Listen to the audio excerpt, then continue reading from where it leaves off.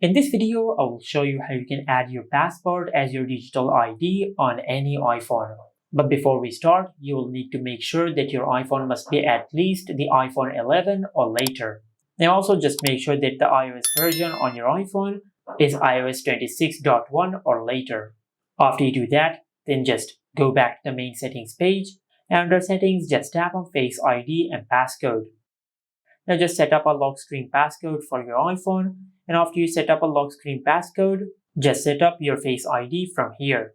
Now after you have set up your Face ID and the lock screen passcode for your iPhone, then just go back, and from here just tap on the name of your Apple ID. Now just tap on Sign In and Security, and from here just make sure you set up the two-factor authentication on your iPhone. After you set up the two-factor authentication, then finally, just go back to the main settings page and tap on General. Under the General settings, just tap on Language and Region, and from here, just make sure you set your region to the United States. Now, after you've done that, then just go to your home screen and open the Wallet app.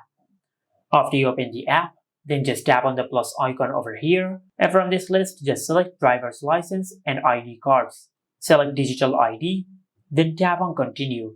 Now using the camera of your iPhone, just scan the first page of your passport where you will find your photo and all your other information. Just make sure that your passport is not expired and your passport is valid. And this is how you can add your passport as your digital ID on any iPhone. Make sure to like, comment and subscribe. Thank you for watching.